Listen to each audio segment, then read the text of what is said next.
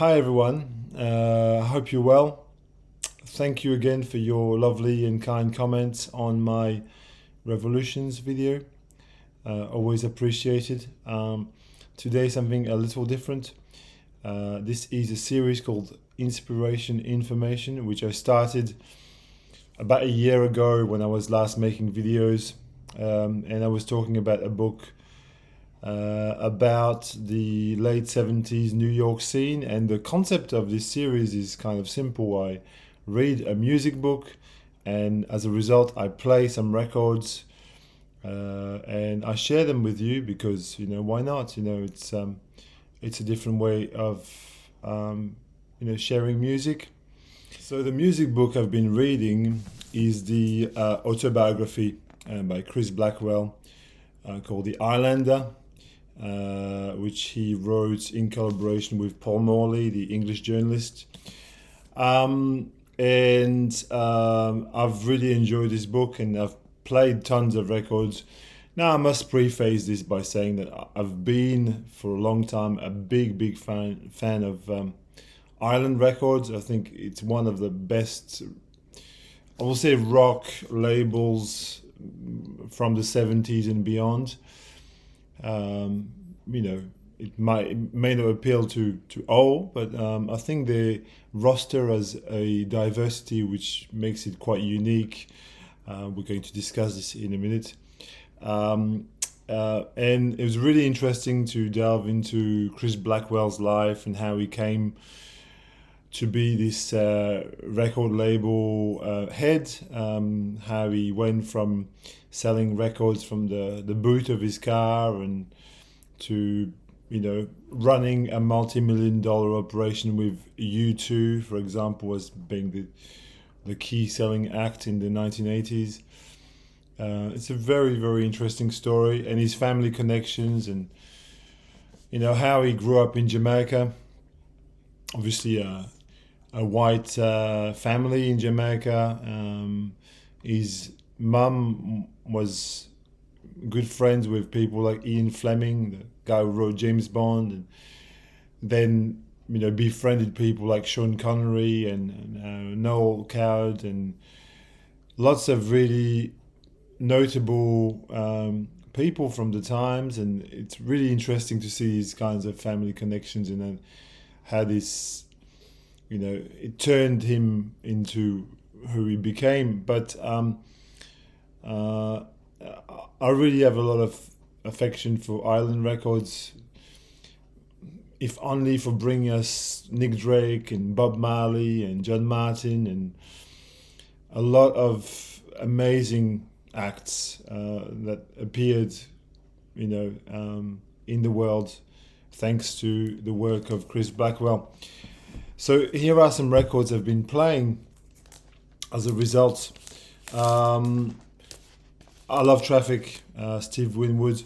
Now, this is interesting in the book when you read about the story of how he met Steve Winwood by chance playing in a bar in Birmingham, and how he was like 16 years old or something, or 15 or 16, and he was already this wizard. And Chris Blackwell talked him into forming basically the Spencer Davis group with this young guitarist Spencer Davis. And how he was completely flabbergasted at the power of the voice of Steve Winwood at that age. Sounded like an old bluesman, in 16-year-old body. This would be my favorite Traffic record. Highly recommend John Barleycorn Must Die. Came out in 1971, I believe. Just got this lovely mix of sort of like progressive jazz and a little bit of folk music. Beautiful stuff. And yes, I mean, Island Records is synonymous with the English folk scene of the time, notably Fairport Convention. And I dug out my copy of Sandy Denny's the North Star, Grassman, and the Ravens, which mine is on the Island Life 25th anniversary. a wonderful, wonderful record. Really, maybe not Sandy's best. Sandy Denny was obviously the lead singer in Fairport Convention and also in Fotheringay, which probably I could talk about as well. The Lone record is a masterpiece, really, and in the Straubs as well.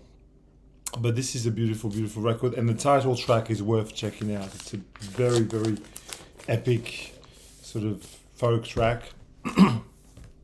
Obviously, can I not talk about Nick Drake? I mean, Nick is, for me, is one of the most idiosyncratic singers of all time. He made 3 albums. All 3 albums are incredible. They're just so lush. And this one is not as lush and layered because he just basically did it by himself. But it's interesting to hear or to read about Chris Blackwell's interaction with Nick, because I've read Nick Drake's biographies, and by the sounds of it, he wasn't saying very much. But with Chris Blackwell, he was more open, I think. This is a fantastic record, and everybody should own this, in my opinion. It's a wonderful, wonderful piece of music. And since I'm in folk music, I have to talk about the great Scottish drunk, John Martin. And I mean, I could show you Solid Air or whatnot, but I'm going to spotlight this one, the Live at Leeds, because it's not one that you see very often. I was really stoked to find this on my trip overseas in September. In Europe, I couldn't believe when this popped up in the shop. And these were sent directly by John and Beverly Martin from their house. They did the mailing of this themselves. They often hand wrote a note with it, and this was designed by Chris Blackwell and John Martin to be like a bootleg record, but except that it's an official Island record release. It has got obviously a white label, and it has 6 tracks. It does have Solid Air. It came out in 1975, as well as Bless the Weather and I'd Rather Be the Devil. It's a fabulous concert. I think they played it at Leeds University in a trio. I think Danny Thompson was on bass. I can't remember who was on drums for this. But in any case, it's a beautiful recording, and I highly recommend it. And a great, beautiful display of John's use of his beautiful Echoplex pedals and what he could make out of this. And John Martin was out of inspiration for a while, and Chris Blackwell sent him or offered him to go and relax in Jamaica, and put him in the company of Lee Scratch Perry. And he says in the book, probably the one of the biggest mistakes, most irresponsible things that he's ever done in his career was putting 2 addicts together, basically. And the resulting record was One World, which is a masterpiece. This was recorded in England upon John Martin's return after his bender in Jamaica.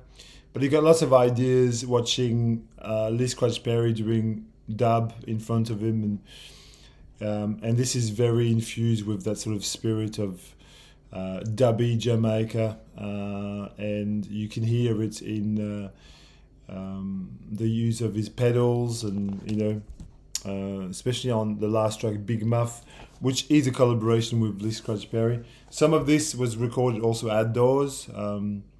on the farm that Chris Blackwell lent to John Martin for a while.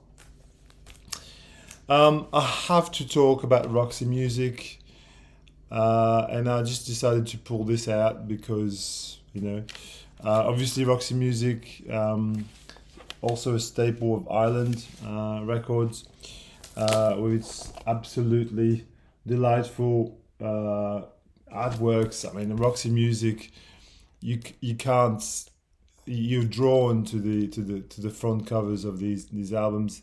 They are totally beautiful and they're works of art in their own right. This is a great Roxy Music album. I mean, everybody goes to For Your Pleasure or maybe the debut album, but I think this pound for pound almost has more punch to it. It's got Street Life on it. Serenade, Mother of Pearl is beautiful. Yeah, this is post Brian Eno Roxy Music, and people would have thought maybe that the whole sound might have changed, but I think it's very much what you get. I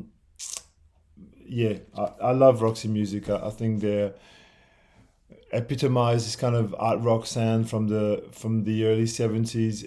And I talked about this record in one of my last video, but I'll show it again.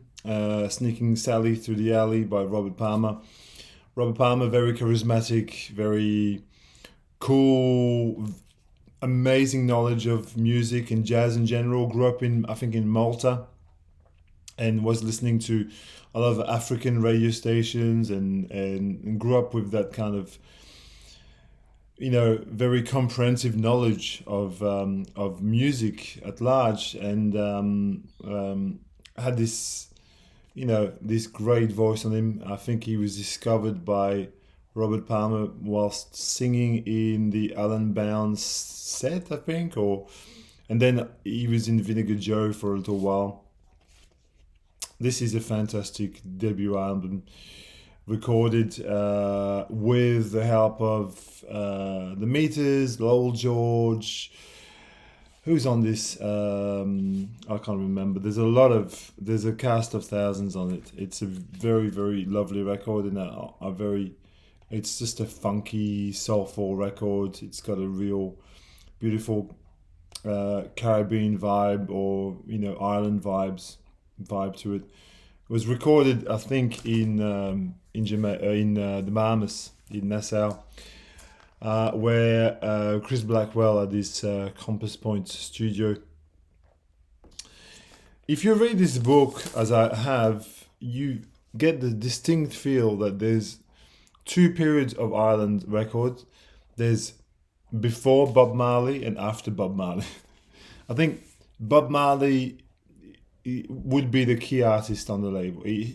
Undoubtedly, for Chris Blackwell, you get the sense that this is it. To him, it's in the pecking order. Bob Marley is at the top. It's interesting because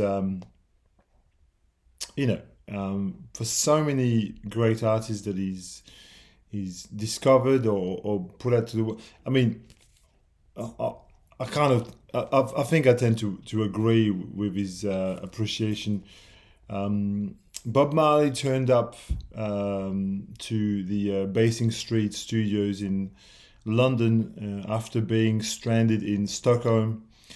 Turned up to the studio with I think Bunny Wailer and Peter Tosh, and demanded that Chris Blackwell give them a deal.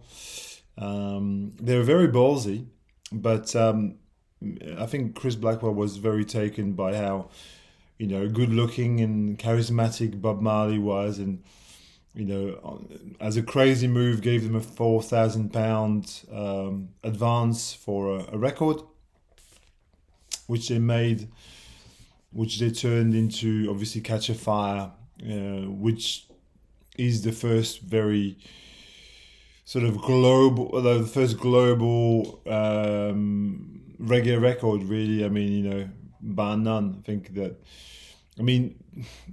you could argue that some of the early singles that he put out, like My Boy Lollipop, which was kind of a ska tune, preceded that, but I think as an album, as a whole album, I think the world discovered reggae through the first couple of Marley records, and I chose to spin Exodus, which is an amazing, amazing record from back to front, from Natural Mystic to the title track and Waiting in Vain and the beautiful Three Little Birds.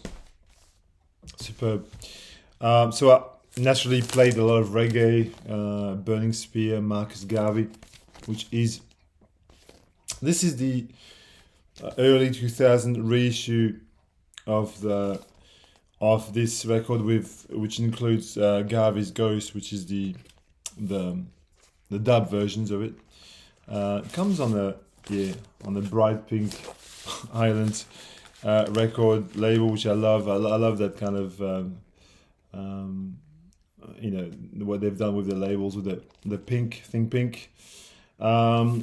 Essential reggae records, roots reggae record, essential. I was talking about Lee Scratch Perry, obviously. I'm going to talk about Super Ape.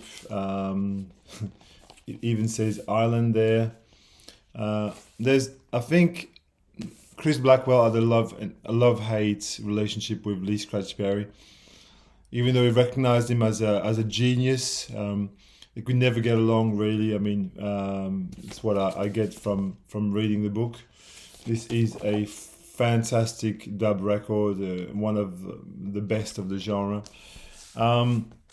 He talks also about Black Uhuru, another great Jamaican band, led by these three characters, Michael Rose and Ducky Simpson and Puma or Stella, whatever her name was. I mean, the way he describes them is interesting. He said they were tough characters, that they very much embodied this kind of black Jamaican toughness. You wouldn't mess with them. They were very, very they could pass for gangsters quite easily. This is a fantastic album, Red. I think I just every track is a burner.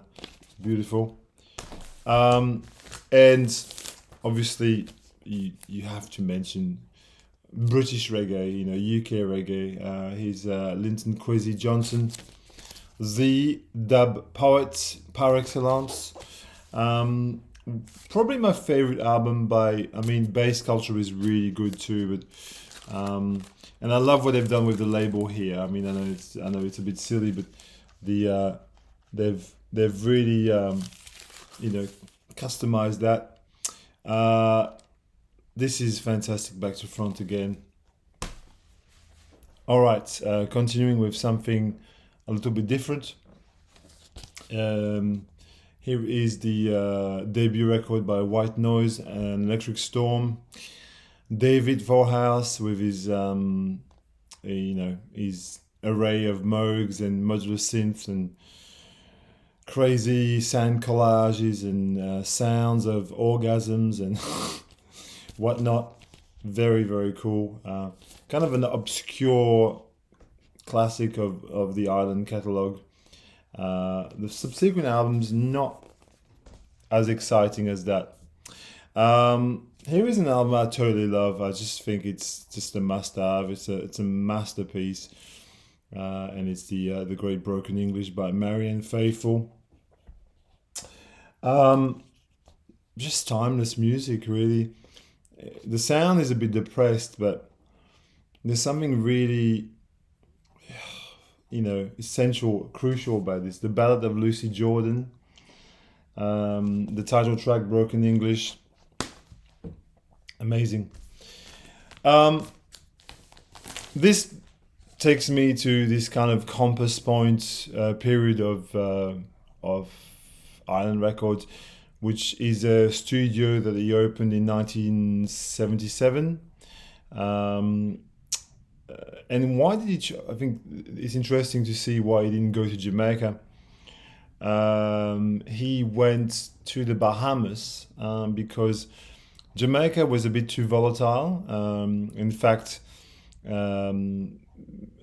I think there was even a form of a travel ban to Jamaica at the time because the violence was through the roof, and some flights wouldn't even land in Jamaica. So he went, well, what's the next best thing?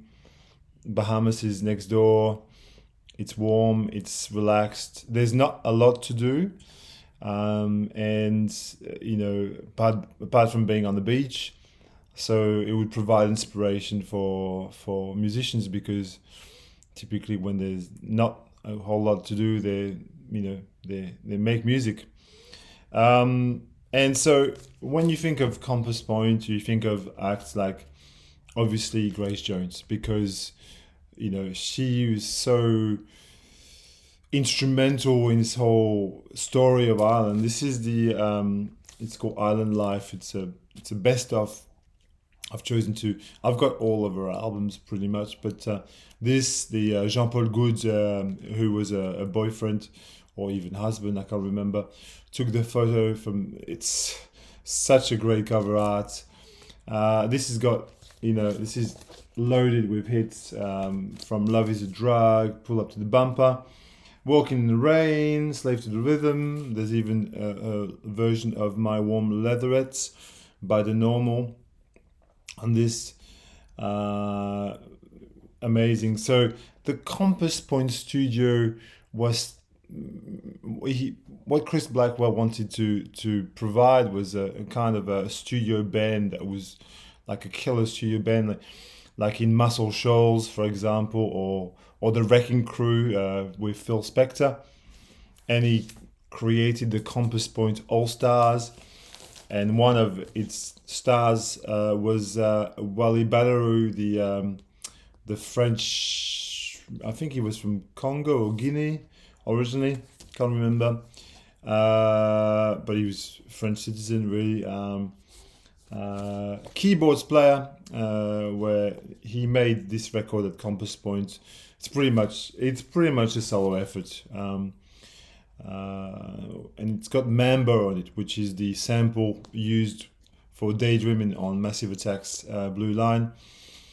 This is a fantastic album, though. I mean, this album it's kind of an Afro synth, minimal wave kind of record, but there's more to it than that. It's very warm in tone, in quality, beautiful from the early 80s, probably 1981 or something.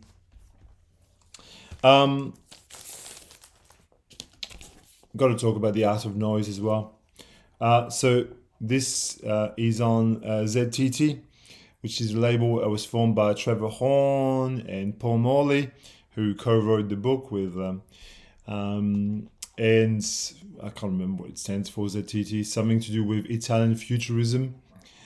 And here is a 12-inch, which is a groundbreaking piece of music, in my opinion, into battle with the Art of Noise.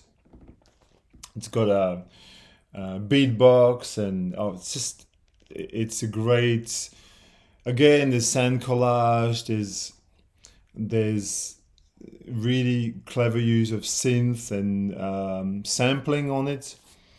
And so ZTT as a label was created as an arm of Island Records, kind of a subsidiary label, and they released other things such as this record, which is like a multi-million seller, but nonetheless a really amazingly put together, very forward-thinking album. We see Frankie Goes to Hollywood with, everybody knows Two Tribes and Relax, and maybe kind of taken for granted, but Welcome to the Pleasure Dome is, it's an amazing piece of music. Yeah, Zang Toom Toom, that's what it stands for, ZTT record, distributed by Island. I talked about Traffic before, but I revisited this beautiful solo record by where he delves into synth pop, really, really very astute, especially on the great Spanish Dancer, which is the killer track on this. The rest of the album is fantastic, nonetheless. Steve Winwood, Arc of a Diver. You can get this for literally $3 in any record shop, not quite, but if you see this, don't hesitate. It's a beautiful. It's got a sort of Talk Talk vibe. Talk Talk meets, a little bit of Tears for Fears. It's a fabulous release. Ireland also distributed Stiff Records. It helped Stiff Records to Stiff, which was the label with Nick Lowe, Ian Dury, and the Blockheads, and this fantastically avant-garde pop singer Lena Lovitch, and this is her album Stateless. Lena Lovitch, nobody ever talks about her. I don't know why. She's she reminds me a little bit of Nina Hagen in a way, but maybe, I don't know, slightly more avant-garde in some ways. I don't know. I mean, Nina Hagen was pretty fucking avant-garde, but I don't know what I'm talking about. I'm sorry. Another sub-label of Ireland was Z Records. Massively underrated band, Kid Creole and the Coconuts. I absolutely love their records. I think they're just fun. They've got this new wave element.